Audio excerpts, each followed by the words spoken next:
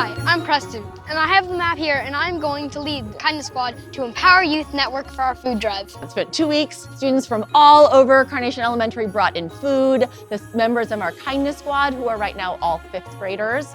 We went around at last recess during some days, and we collected all the food from the food boxes we had around school.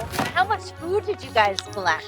I think 16 or like 18 bags and many boxes. We had to get a couple of cars to hold some food for us because we couldn't handle it all on our own.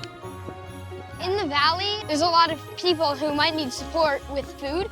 So with this food drive, we're giving all the food to the families in need that maybe need a little support right now.